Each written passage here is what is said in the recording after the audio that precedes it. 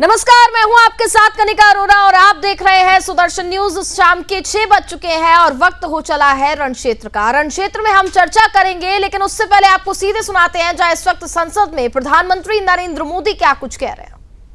Bank खाता है, कभी वो बैंक से गुजर नहीं पाता। 4 करोड़ गरीबों के पास पक्का घर है। घर उसके स्वाभिमान को एक नया सामर्थ्य देता है। 11 करोड़ से अधिक परिवारों को पीने का शुद्ध जल पानी नल से मिल रहा है। 55 करोड़ से अधिक गरीबों को आयुष्मान भारत कार्ड मिला है। घर में कोई भी बीमारी आ जाए, उस बीमारी के कारण फिर से वो गरीबी की तरफ लुढ़क न जाए, उसको भरोसा है कितनी भी बीमारी क्यों ना आ जाए, मोदी बैठा है। 80 करोड़ लोगों को मुफ्त अनाज की सुविधा दी गई है। आदरणीय अध्यक्ष जी, मोदी ने उनको पूछा जिनको पहले कोई पूछता तक नहीं था। देश में पहली बार रेहड़ी पटरी वाले साथियों के बारे में सोचा गया। पीएम स्वनिधि योजना से आज वो ब्याज के चक्कर से बाहर निकले, बैंक से पैसे लेकर अपने कारोबार को बढ़ा रहे हैं। देश में पहली बार हाथ का हुनर जिनका सामर्थ्य है, जो राष्ट्र का निर्माण भी करते हैं, ऐसे मेरे विश्वकर्मा साथियों के बारे में सोचा गया। उनको आधुनिक टूल, आधुनिक ट्रेनिंग, पैसों की मदद, विश्व एक मार्केट उनके लिए खुल जाए। ये मेरे विश्वकर्मा भाइयों के लिए हमने कहा। देश में पहली बार पीवीटीजी यानी जनजातियों में भी अति पिछड़े जो हमारे भाई बहन हैं, संख्या बहुत कम है, वोट के हिसाब से किसी को नजर नहीं जाती। हम वोट से परे हैं, हम दिलों से जुड़े हैं और इसलिए पीवीटीजी जातियों के लिए पीएम जनमन योजना बना करके उनके कल्याण का मिशन मोड में काम उठाया है। इतना ही नहीं, सरहद के जो गांव थे जिनको आखिरी गांव करके छोड़ दिया गया था, हमने वो आखिरी गांव को पहला गांव बना करके विकास की पूरी दिशा बदल दी। आदरणीय अध्यक्ष जी, मैं जब बार बार मिलेट्स की वकालत करता हूं, मिलेट्स की दुनिया के अंदर जाकर के चर्चा करता हूं, G20 के देशों को लोगों के सामने गर्व के साथ मिलेट्स परोसता हूं, उसके पीछे मेरे दिल में 3 करोड़ से ज्यादा मेरे छोटे किसान हैं जो मिलेट की खेती करते हैं। इनका कल्याण, इससे हम जुड़े हुए हैं। आदरणीय अध्यक्ष जी, जब मैं वोकल फॉर लोकल की बात करता हूं, जब मैं मेक इन इंडिया की बात करता हूं, तब मैं करोड़ों गृह उद्योग, लघु उद्योग, कुटीर उद्योग, उससे जुड़े हुए मेरे लाखों परिवारों के साथ उनके कल्याण के लिए सोचता हूं। आदरणीय अध्यक्ष जी, खादी, कांग्रेस पार्टी ने उसको भुला दिया, सरकारों ने भुला दिया। आज मैं खादी के ताकत देने में सफलतापूर्वक आगे बढ़ा हूं, क्योंकि खादी के साथ, हैंडलूम के साथ करोड़ों बुनकरों की जिंदगी लगी हुई है, तो उनके कल्याण को देखता हूं। आदरणीय अध्यक्ष जी, हमारी सरकार हर कोने में गरीबी को निकालने के लिए, गरीब को समृद्ध बनाने के लिए अनेक विविध प्रयासों को कर रही है। जिनके लिए वोट बैंक ही था, उनके लिए उनका कल्याण संभव नहीं था। हमारे लिए उनका कल्याण राष्ट्र का कल्याण है और इसलिए हम उसी रास्ते पर चल पड़े। आदरणीय अध्यक्ष जी, कांग्रेस पार्टी ने, यूपीए सरकार ने ओबीसी समुदाय के साथ भी कोई न्याय नहीं किया, अन्याय किया। इन लोगों ने ओबीसी नेताओं का अपमान करने में कोई कोर कसर नहीं छोड़ी है। कुछ दिन पहले जब कर्पूरी ठाकुर जी को भारत रत्न दिया, हमने वो सम्मान किया। लेकिन याद करिए, उस कर्पूरी ठाकुर अति पिछड़े समाज से ओबीसी समाज के उस महापुरुष के साथ क्या व्यवहार हुआ था, किस प्रकार से उनके साथ जुल्म किया। 1970 में बिहार के मुख्यमंत्री बने तो उनको पद से हटाने के लिए कैसे कैसे खेल खेले गए थे। उनकी सरकार अस्थिर करने के लिए क्या कुछ नहीं किया गया था। आदरणीय अध्यक्ष जी, कांग्रेस को अति पिछड़ा व्यक्ति बर्दाश्त नहीं हुआ था। 1987 में जब कांग्रेस के पास पूरे देश में उनका झंडा फहरता था, सत्ता ही सत्ता थी, तब उन्होंने कर्पूरी ठाकुर को प्रतिपक्ष के नेता के रूप में स्वीकार करने से मना कर दिया। और कारण क्या दिया? वो संविधान का सम्मान नहीं कर सकते। जिस कर्पूरी ठाकुर ने पूरा जीवन लोकतंत्र के सिद्धांतों के लिए, संविधान की मर्यादाओं के लिए खपा दिया, उनका अपमान करने का काम कांग्रेस पार्टी ने किया था। आदरणीय अध्यक्ष जी,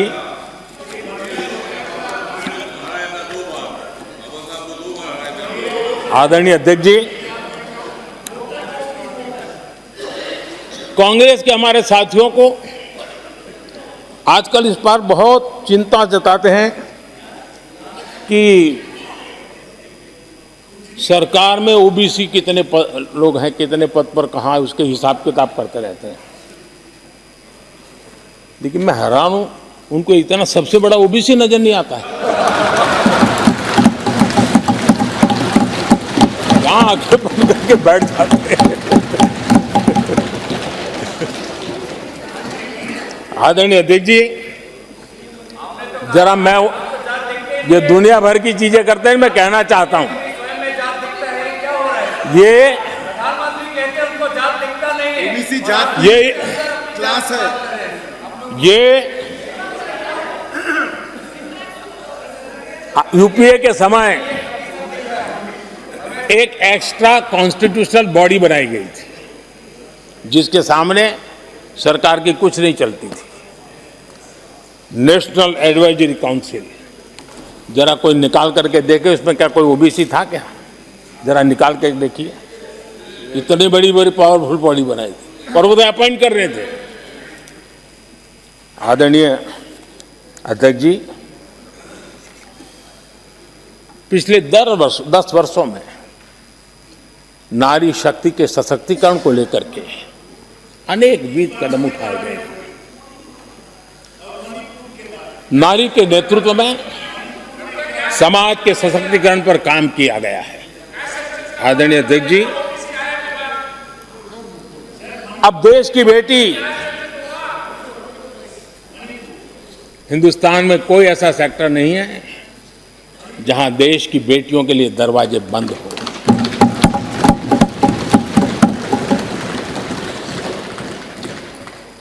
आज हमारे देश की बेटियां फाइटर जेट भी उड़ा रही हैं और हमारे देश की सीमाओं को भी सुरक्षित रख रही है।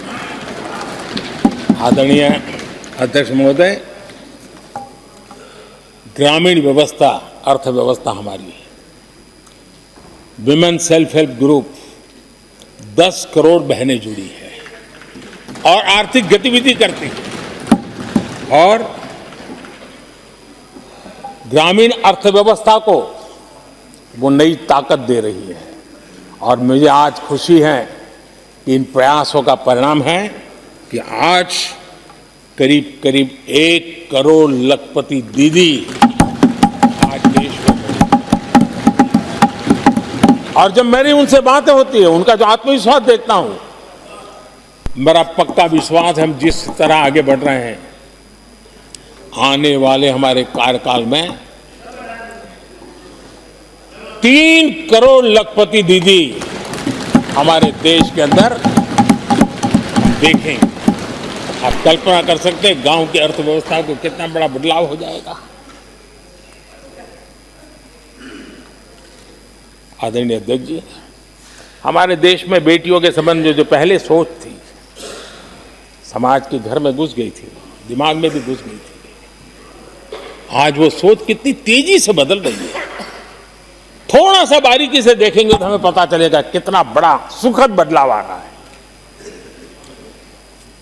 पहले अगर बेटी का जन्म होता था तो चर्चा होती थी, अरे खर्चा कैसे उठाएंगे, उसको कैसे पढ़ाएंगे, उसके आगे की जिंदगी का एक प्रकार से कोई बोझ है, ऐसी चर्चाएं हुआ करती थी।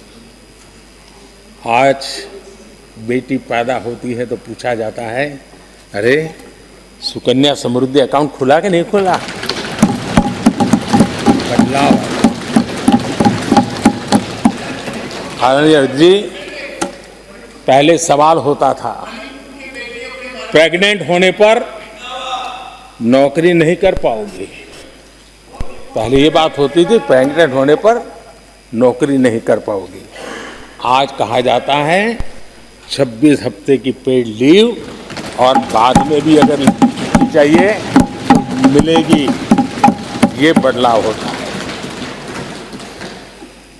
पहले समाज में सवाल होते थे कि महिला होकर नौकरी क्यों करना चाहती हो, क्या पति की सैलरी कम पड़ रही, ऐसे सवाल होते थे।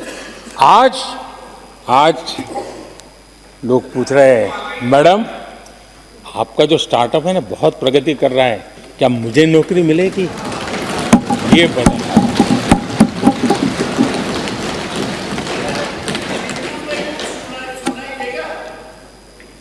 आदरणीय अध्यक्ष जी, एक समय था जब सवाल पूछा जाता था कि बेटी की उम्र बढ़ रही है, शादी कब करोगे। बेटी की उम्र बढ़ रही है, शादी कब करोगे। आज पूछा जाता है, बेटी पर्सनल और प्रोफेशनल दोनों कामों को संतुलित कितना बढ़िया करते हो, कैसे करते हो। आदरणीय अध्यक्ष जी, एक समय था घर में कहा जाता था कि घर के मालिक घर पे है कि नहीं है, ऐसा पूछा जाता था। घर के मुखिया को बुलाइए, ऐसा कहते थे। आज किसी के घर जाते हैं तो घर महिला के नाम पर, बिजली का बिल उसके नाम पर आता है, पानी गैस सब उसके नाम पर। तो परिवार के मुखिया की जगह आज मेरी माताएं बहन है। ये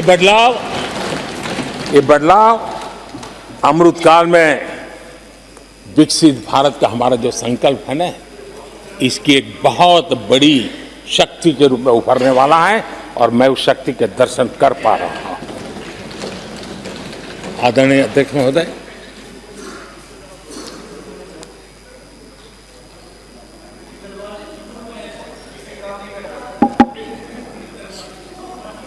किसानों के लिए आंसू बहाने की आदत मैंने बहुत देखी है। किसानों के साथ कैसा कैसा विश्वासघात किया गया है, ये देश ने देखा है। कांग्रेस के समय कृषि के लिए कुल वार्षिक बजट होता था 25,000 करोड़ रुपया। आदरणीय अध्यक्ष जी, हमारी सरकार का बजट है 1.25 लाख करोड़ रुपया। आदरणीय अध्यक्ष जी, कांग्रेस ने अपने 10 साल के कार्यकाल में 7 लाख करोड़ रुपया का धान और गेहूं किसानों से खरीदा था। हमने 10 वर्ष में करीब 18 लाख करोड़ का धान गेहूं। कांग्रेस सरकार ने दलहन और तिलहन की खरीदी नाम मात्र कभी कहीं की हो तो की हो। हमने 1.25 करोड़ रुपए से भी अधिक का दलहन और तिलहन खरीद किया है। हमारे कांग्रेस के साथियों ने पीएम किसान सम्मान निधि का मड़ा उड़ाया, और जब मैंने मेरी पहली टर्म में ये योजना शुरू की थी तो मुझे याद है कि झूठा नैरेटिव की जो फैशन चल पड़ी है, गांव में जाके कहा जाता था कि देखिए ये मोदी के पैसे मत लेना,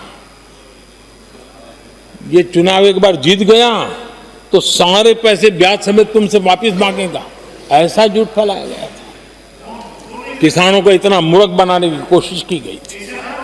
आदरणीय अध्यक्ष जी, पीएम किसान सम्मान निधि 2,80,000 करोड़ रुपए हमने भेजे। पीएम फसल बीमा योजना 30,000 रुपया का प्रीमियम, और उसके सामने 1.5 लाख करोड़ रुपए मेरे किसान भाई बहनों को दिया। कांग्रेस ने अपने शासनकाल में कभी भी मछुआरे पशुपालक की तो नामो निशान नहीं था उनके काम में। पहली बार इस देश में मछुआरों के लिए अलग मंत्रालय बना, पशुपालन के लिए अलग मंत्रालय। पहली बार पशुपालक को, मछुआरों को किसान क्रेडिट कार्ड दिया गया ताकि कम ब्याज से उसको बैंक से पैसा मिल सके, वो अपना कारोबार बढ़ा सके। किसान और मछुआरों की चिंता सिर्फ जानवरों की नहीं होती है, जिंदगी का एक महत्वपूर्ण हिस्सा है। आर्थिक चक्र को चलाने में इन पशुओं की भी बहुत बड़ी भूमिका होती है। हमने फूट एंड माउथ डिसीज, उससे हमारे पशुओं को बचाने के लिए 50 करोड़ से ज्यादा टीके लगाए हैं। पहले कभी सोचा नहीं। आदरणीय अध्यक्ष महोदय, आज भारत में युवाओं के लिए जितने नए अवसर बने हैं, ये पहले कभी नहीं बने। आज पूरी वोकेबलरी बदल गई है। शब्द पूरे जो पहले कभी सुनने को नहीं मिलते थे, वो बोलचाल के सहज दुनिया में शब्द आ चुके हैं। आज चारों तरफ स्टार्टअप्स की गूंज है, यूनिकॉर्न्स चर्चा में है। आज डिजिटल क्रिएटर्स एक बहुत बड़ा वर्ग हमारे सामने है। आज गीग इकोनॉमी की चर्चा हो रही है। ये युवाओं के जुबान पर ये नए भारत की नई वोकेबलरी है, ये नई आर्थिक साम्राज्य की नई परिवेश है, नई पहचान है। ये सेक्टर युवाओं के लिए रोजगार के लाखों नए अवसर बना रहे हैं। 2014 से पहले डिजिटल इकोनॉमी की साइज ना के बराबर थी, बहुत ज्यादा उसकी चर्चा भी नहीं थी। आज भारत दुनिया की डिजिटल इकोनॉमी है, अग्रणी है। लाखों युवा इससे जुड़े हैं, और आने वाले समय में ये डिजिटल इंडिया मूवमेंट जो है वो देश के नौजवानों के लिए अनेक अवसर, अनेक रोजगार, अनेक प्रोफेशंस के लिए अवसर लेकर के आने वाला है। आदरणीय अध्यक्ष जी, आज Bharat made in India phone दुनिया में पहुंच रहे हैं। दुनिया में हम नंबर 2 बन गए हैं, और एक तरफ सस्ता मोबाइल प्राप्त हुआ है और दूसरी तरफ सस्ता डेटा। इन दोनों ने एक बहुत बड़ा रिवॉल्यूशन लाया है देश में, और दुनिया में हम जिस कीमत पे आज हमारे नौजवानों को ये प्राप्त करवा रहे हैं, सबसे कम कीमत पर करवा रहे हैं, और वो एक कारण बना है। आज मेड इन इंडिया अभियान रिकॉर्ड मैन्युफैक्चरिंग, रिकॉर्ड एक्सपोर्ट, यह देश देख रहा है। आदरणीय जी, ये सारे काम हमारे नौजवानों के लिए सबसे ज्यादा रोजगार लाने वाले काम हैं। सबसे ज्यादा रोजगार के अवसर पैदा करेंगे। आदरणीय अध्यक्ष महोदय, 10 वर्ष में टूरिज्म सेक्टर में अभूतपूर्व उछाल आया है। हमारे देश में ये ग्रोथ और टूरिज्म सेक्टर ऐसा है जिसमें कम से कम पूंजी निवेश में अधिक से अधिक लोगों को रोजगार देने वाला अवसर है और सामान्य से सामान्य व्यक्ति को भी ये रोजगार देने वाला अवसर है। स्वरोजगार की सबसे ज्यादा संभावनाएं वाला टूरिज्म क्षेत्र है। 10 वर्ष में एयरपोर्ट 2 गुने बने। भारत सिर्फ एयरपोर्ट बने ऐसा नहीं है, भारत दुनिया का तीसरा बड़ा डोमेस्टिक एविएशन सेक्टर बना, दुनिया के तीसरे बड़े। हम सबको खुशी होनी चाहिए। भारत की जो एयरलाइंस कंपनियां हैं उन्होंने 1000 नए एयरक्राफ्ट के ऑर्डर दिए। देश में 1000 नए एयरक्राफ्ट, और जब इतने सारे हवाई जहाज ऑपरेट होंगे, सारे एयरपोर्ट कितने धमधमते होंगे, कितने पायलट्स की जरूरत पड़ेगी, कितने हमें क्रू मेंबर चाहिए, कितने इंजीनियर ये चाहिए, कितने ग्राउंड सर्विस के लिए लोग चाहिए। यानी रोजगारी के नए नए क्षेत्र खुलते जा रहे हैं। एविएशन सेक्टर भारत के लिए एक बहुत बड़ा नया अवसर बनकर के आया है। आदरणीय अध्यक्ष जी, हमारी कोशिश नहीं है कि इकोनॉमी को हम फॉर्मलाइज करने की दिशा में मजबूती से कदम उठाएं। युवाओं को नौकरी भी मिले, सोशल सिक्योरिटी भी मिले। इन दोनों को लेकर के और आपने जिन बातों के आधार पर हम निर्णय करते हैं और देश में भी माना जाता है, वो एक होता है डाटा ईपीएफओ का। ईपीएफओ में जो रजिस्ट्रेशन होता है 10 साल में करीब 18 करोड़ नए सब्सक्राइबर आए और वो तो सीधा पैसों से जुड़ा खेल होता है, उसमें फर्जी नाम नहीं होते हैं। मुद्रा लोन पाने वालों में 8 करोड़ लोग ऐसे हैं जिन्होंने जीवन में पहली बार कारोबार अपना शुरू किया है, बिजनेस। और जब मुद्रा लोन लेता है तो खुद तो रोजगारी पाता है, 1 या 2 और लोगों को भी रोजगारी देता है, क्योंकि उसका काम ऐसा होता है। हमने लाखों स्ट्रीट वेंडर्स को सपोर्ट किया है। 10 करोड़ महिलाएं एसएचजी से जुड़ी, जैसा मैंने कहा 1 लाख, लखपति दीदी 1 करोड़, ये अपने आप में बहुत। और मैंने जैसा कहा हम 3 करोड़ के टारगेट को। आदरणीय अध्यक्ष जी, कुछ आंकड़े हैं जो अर्थशास्त्री समझते हैं, नहीं सामान्य मानवी भी समझता है। 2014 से पहले के 10 वर्षों में इंफ्रास्ट्रक्चर के निर्माण में करीब करीब 12 लाख करोड़ का बजट था। 10 साल में 12 लाख करोड़। बीते 10 वर्षों में इंफ्रास्ट्रक्चर निर्माण के अंदर बजट 44 लाख करोड़, 44 लाख करोड़। रोजगार कैसे बढ़ते हैं इससे समझ आता है। आदरणीय अध्यक्ष जी,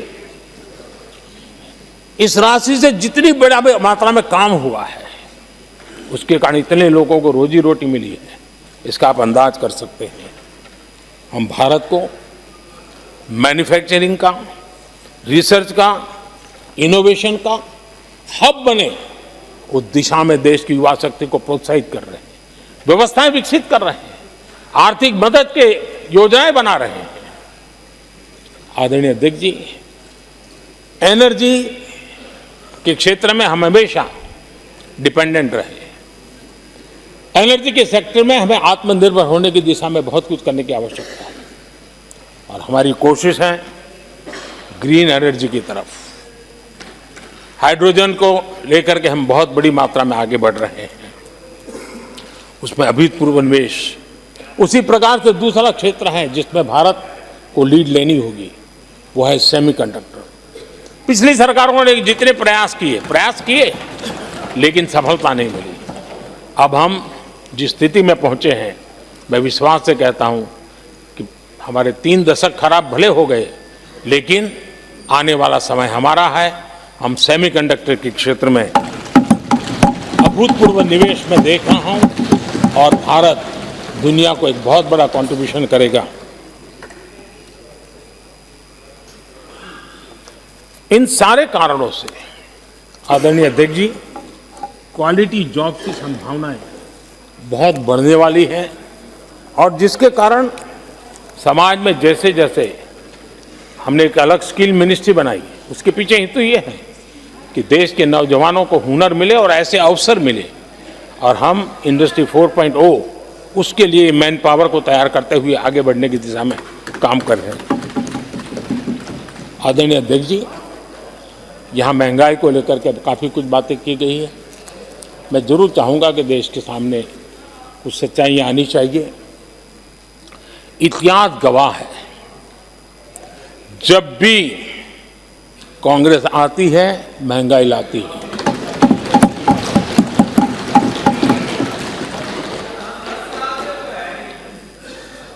मैं कुछ वक्तव्य इस सदन में आज कहना चाहता हूं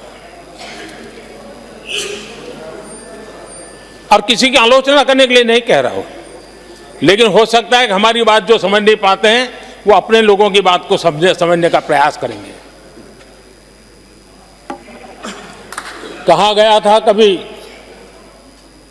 और किसने कहा था वो मैं बाद में कहूंगा, हर चीज की कीमत बढ़ जाने की वजह से मुसीबत फैली है, आम जनता उनमें फंसी है। ये स्टेटमेंट ऑफ फैक्ट किसका है? ये कहा था हमारे पंडित नेहरू जी ने, लाल किले से कहा था उस समय। हर चीज की कीमत बढ़ जाने की वजह से मुसीबत फैली है, आम जनता उनमें फंसी है। ये उस समय की बात है। उन्होंने माना था लाल किले से, चारों तरफ महंगाई बढ़ी है। अब इस वक्तव्य के 10 साल के बाद, नेहरू जी के इस वक्तव्य के 10 साल के बाद एक और वक्तव्य का कोट आपके सामने रखता हूं। आप लोग, मैं कोट बता रहा हूं, आप लोग आजकल भी कुछ दिक्कतों में हैं, परेशानियों में हैं महंगाई की वजह से। कुछ तो लाचारी है, पूरी तौर से काबू की बात नहीं हो पा रही हमारे इस समय में, हालांकि वो काबू में आएगी। 10 साल के बाद भी महंगाई के यही गीत कहे गए थे, और ये किसने कहा था? फिर से ये नेहरू जी ने कहा था उन्हीं के कार्यकाल में। कब देश का पीएम रहते उन्होंने 12 साल हो चुके थे, लेकिन हर बार महंगाई कंट्रोल में नहीं आ रही है, महंगाई के कारण आपको मुसीबत हो रही है, इसी के गीत गाते रहे थे। आदरणीय अध्यक्ष जी, अब मैं एक और भाषण का हिस्सा पढ़ रहा हूं। जब देश आगे बढ़ता है तो कुछ हद तक कीमतें भी बढ़ती हैं। हमको ये भी देखना है कि जो भी आवश्यक वस्तु हैं उनकी कीमत को कैसे थामें। ये किसने कहा था? इंदिरा गांधी जी ने कहा था। 1974 में जब देश में सारे उन्होंने दरवाजे ताले लगा दिए थे, लोगों को जेल में बंद कर दिया था, 30% महंगाई थी, 30%।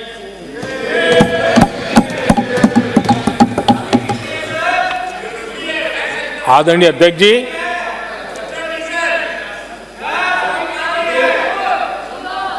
अपने भाषण में यहां तक कहा गया था, क्या कहा था? आप चौंक जाएंगे। उन्होंने कहा था अगर जमीन न हो, यानी कुछ पैदावार के लिए जमीन न हो, तो अपने गमले और कनस्तर में सब्जी उगा लें। ये ऐसी सलाहें उच्च पद पर बैठे हुए लोग दिया करते थे। जब देश में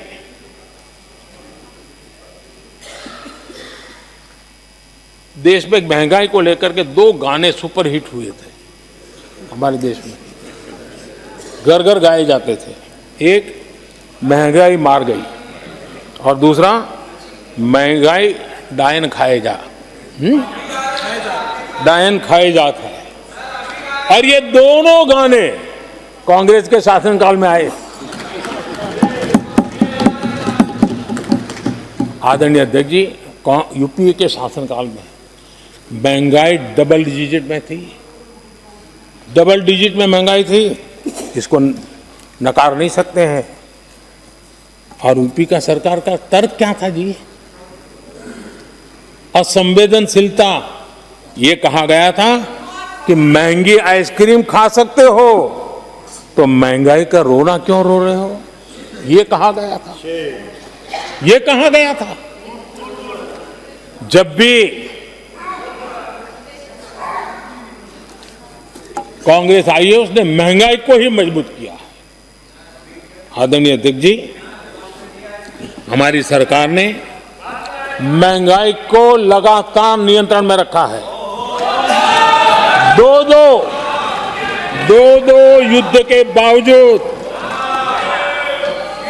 और 100 साल में आए सबसे बड़े संकट के बावजूद महंगाई नियंत्रण में है और हम कर पाए हैं।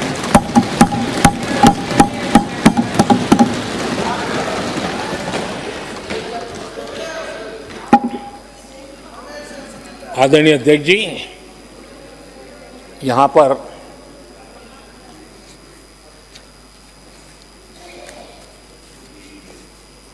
बहुत गुस्सा व्यक्त किया गया।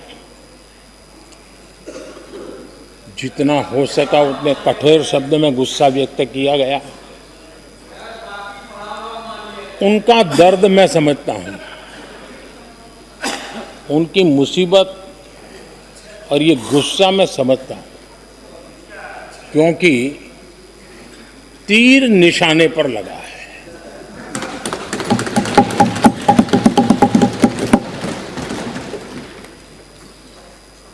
भ्रष्टाचार पर एजेंसियां एक्शन ले रही हैं,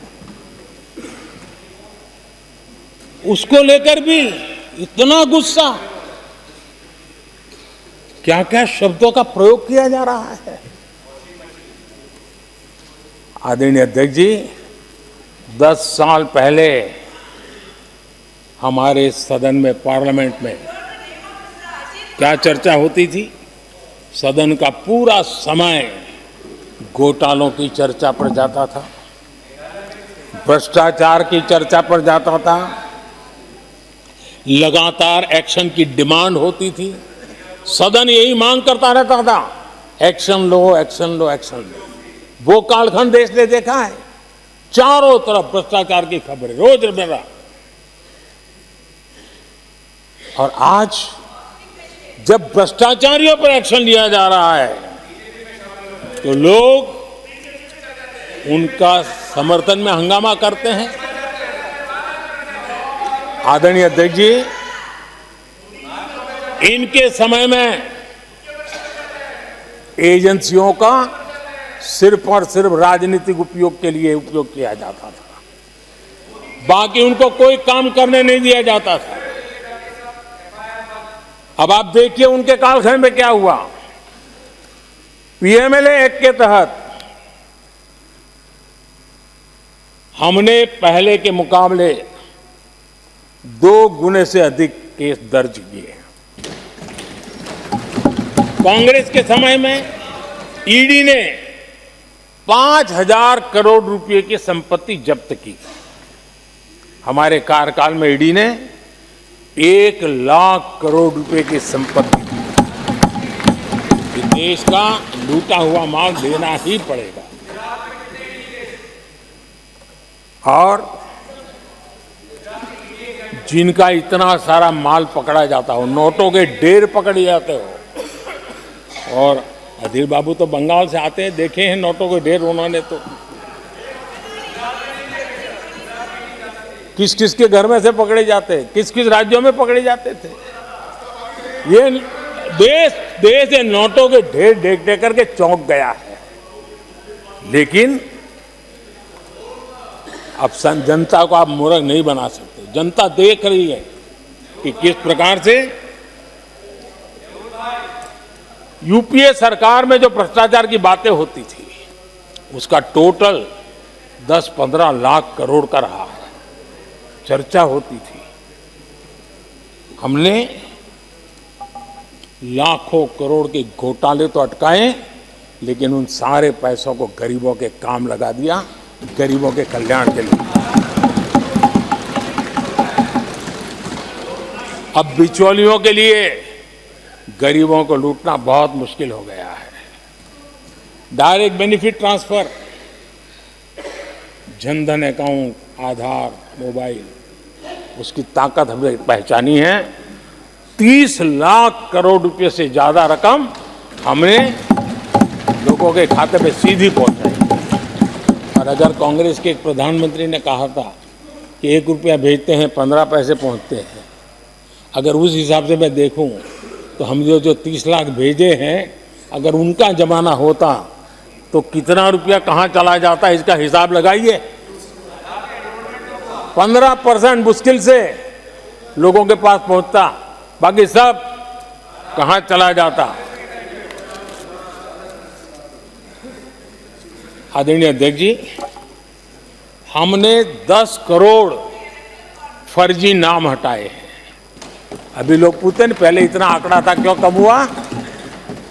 आपने ऐसी व्यवस्था बनाई थी कि जिस बेटी का जन्म नहीं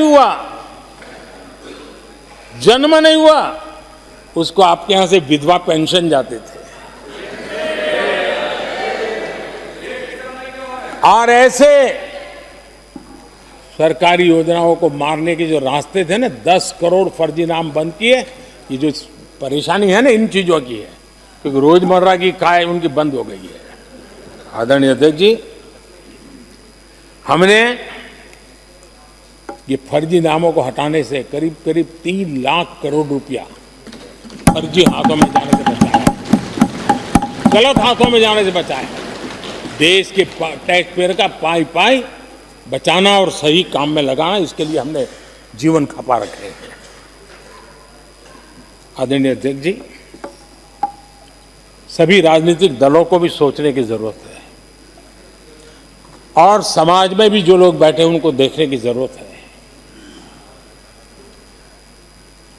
आज देश का दुर्भाग्य है, पहले तो क्लासरूम में भी कोई अगर चोरी करता था, किसी की कॉपी करता था, तो वो भी 10 दिन तक अपना मुंह किसी को दिखाता नहीं था।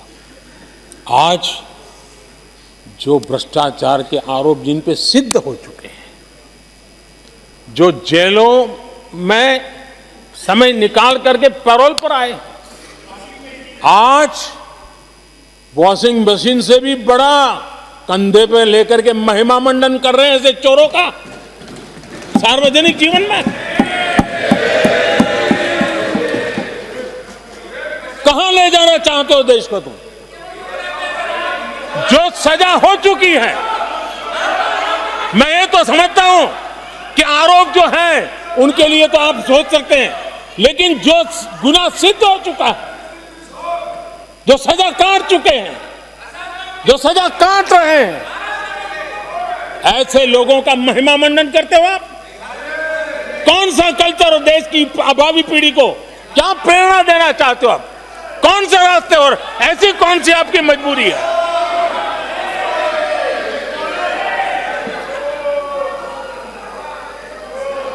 और ऐसे लोगों का महिमा मंडन किया जा रहा है, उनको महान बताया जा रहा है। जहां संविधान का राज है, जहां लोकतंत्र है, माननीय अध्यक्ष जी, ऐसी बातें लंबी नहीं चल सकती हैं।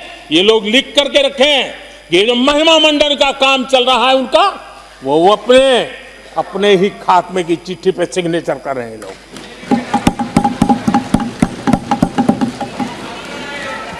आदरणीय अध्यक्ष जी, जांच करना ये एजेंसियों का काम है। एजेंसियां स्वतंत्र होती हैं और संविधान ने उनको स्वतंत्र रखा हुआ है, और जज करने का काम न्यायाधीश का है। जज करने का काम न्यायाधीश का है और वो अपना काम कर रहे हैं। और अध्यक्ष जी, मैं इस पवित्र सदन में फिर से दोहराना चाहूंगा, जिसको जितना जुल्म मुझ पर करना है कर ले, मेरी भ्रष्टाचार के खिलाफ लड़ाई चलती रहेगी। जिसने देश को लूटा है उनको लौटाना पड़ेगा। जिन्होंने देश को लूटा है उनको लौटाना पड़ेगा।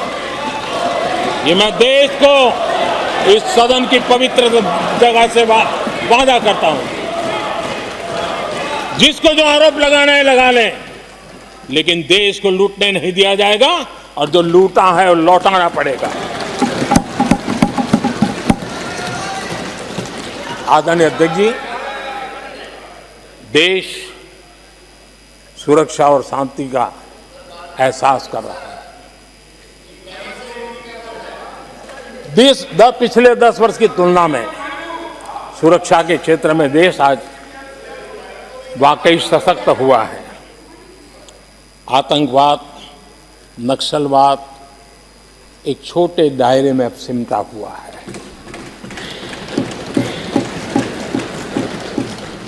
लेकिन भारत की जो टेररिज्म के प्रति जीरो टॉलरेंस नीति है, आज पूरे विश्व को भी भारत की इस नीति की तरफ चलने के लिए मजबूर होना पड़ा।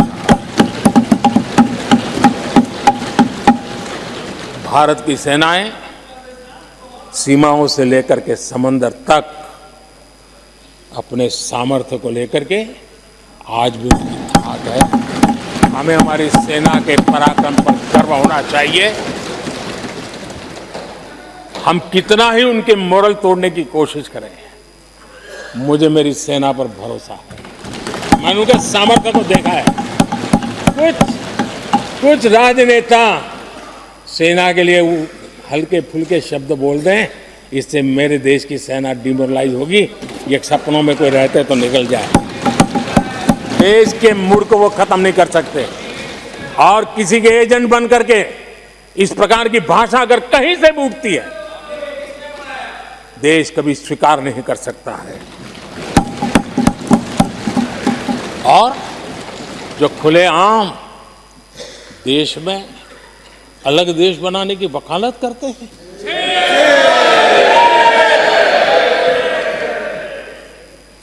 जोड़ने की बातें छोड़ो, तोड़ने की कोशिश करी जा रही। आपके अंदर क्या पड़ा हुआ है? क्या इतने टुकड़े करके अभी भी आपके मन को समाधान नहीं हुआ है? देश के इतने टुकड़े कर चुके हो आप, और टुकड़े करना चाहते हो? कब तक करते रहोगे? आदरणीय अध्यक्ष जी, इसी सदन में अगर कश्मीर की बात होती थी तो हमेशा चिंता का स्वर निकलता था, छिटाकशी होती थी, आरोप प्रत्यारोप होते थे। आज जम्मू कश्मीर में अभूतपूर्व विकास की चर्चा हो रही है और गर्व के साथ हो रही है। पर्यटन लगातार बढ़ रहा है। G20 समिट होती है वहां, पूरा विश्व आज उसकी सराहना करता है। आर्टिकल 370 को लेकर के कैसा हुआ बना के रखा था। कश्मीर के लोगों ने जिस प्रकार से उसको गले लगाया है, कश्मीरी जनता ने जिस प्रकार से गले लगाया है, और आखिर के ये समस्या किसकी देन थी? किसने देश के माथे पर मारा था? किसने भारत के संविधान के अंदर इस प्रकार की दरार करके रखी हुई थी? आदरणीय अध्यक्ष जी, अगर नेहरू जी का नाम लेते हैं तो उनको बुरा लगता है, लेकिन कश्मीर को जो समस्याएं झेलनी पड़ी उसके मूल में उनकी ये सोच थी और उसी का परिणाम है देश को भुगतना पड़ा। जम्मू कश्मीर के लोगों को, देश के लोगों को नेहरू जी की गलतियों का बहुत बड़ी कीमत चुकानी पड़ी। आदरणीय अध्यक्ष जी, वो भले गलतियां करके गए, लेकिन हम मुसीबतें झेल करके भी गलतियों सुधारने के लिए हमारी कोशिश जारी रखें। हम रुकने वाले नहीं हैं। हम देश के लिए काम करने के लिए निकले हुए लोग हैं। हमारे लिए नेशन फर्स्ट है। आदरणीय अध्यक्ष जी, मैं सभी राजनीतिक दलों के नेताओं से आग्रह करूंगा, सभी माननीय सदस्यों से आग्रह करूंगा, भारत के जीवन में एक बहुत बड़ा अवसर आया है। वैश्विक परिवेश में भारत के लिए बड़ा अवसर आया है। एक नए आत्मविश्वास के साथ आगे बढ़ने का अवसर आया है। राजनीति अपनी जगह पे होती है, आरोप प्रत्यारोप अपनी जगह पर होता है, लेकिन देश से बढ़कर कुछ नहीं होता है। और इसलिए आइए मैं निमंत्रण देता हूं आपको, कंधे से कंधा मिलाकर के हम देश के निर्माण के लिए आगे बढ़े। राजनीति में किसी भी जगह पर रहते हुए भी राष्ट्र निर्माण में आगे बढ़ने में कोई रुकावट नहीं आती। अब इस राह को मत छोड़िए। मैं आपका साथ मांग रहा हूं, मां भारती के कल्याण के लिए साथ मांग रहा हूं। मैं विश्व के अंदर जो अवसर आया है उस अवसर को बुलाने के लिए आपका साथ मांगता हूं। मैं आपका सहयोग चाहता हूं 140 करोड़ देशवासियों की जिंदगी को और समृद्ध बनाने के लिए और सुखी बनाने के लिए। लेकिन अगर आप साथ नहीं दे सकते हैं और अगर आपका हाथ ईंटें फेंकने पर ही तुला हुआ है, तो आप लिख करके रखिए, आपकी हर ईंट को मैं विकसित भारत की नींव मजबूत करने के लिए बताऊंगा। आपके हर पत्थर को मैं विकसित भारत के जो सपनों को लेकर के आप चले उसकी नींव मजबूत करने के लिए मैं लगाऊंगा और देश को हम उस समृद्धि की ओर लेके जाएंगे। जितने पत्थर उछाल लीजिए, आपका हर पत्थर भारत के समृद्ध, भारत के विकसित भारत के सपने को समृद्ध बनाने के लिए हर पत्थर को मैं काम में ले लूंगा। ये भी मैं आपको विश्वास दिलाता हूं। आदरणीय अध्यक्ष जी, मैं जानता हूं साथियों की तकलीफें मैं जानता हूं, लेकिन वो जो कुछ भी बोलते हैं मैं दुखी नहीं होता और दुखी होना भी नहीं चाहिए, क्योंकि मैं जानता हूं ये नामदार है, हम कामदार हैं और हम कामदारों को तो नामदारों से सुनना ही पड़ता है। जी तो नामदार कुछ भी कहते रहे, कुछ भी कहने का उनको तो जन्मजात अधिकार मिले हुए हैं और हम कामदारों को सुनना होता है। हम सुनते भी रहेंगे और देश को सहजते भी रहेंगे, देश को आगे बढ़ाते रहेंगे। आदरणीय अध्यक्ष जी, आपने मुझे इस पवित्र सदन में आदरणीय राष्ट्रपति जी के उद्बोधन को समर्थन करने के लिए बोलने का अवसर दिया। मैं आदरणीय राष्ट्रपति जी के उद्बोधन को समर्थन देते हुए धन्यवाद प्रस्ताव पर आभार व्यक्त करते हुए मेरी वाणी को विराम देता हूं।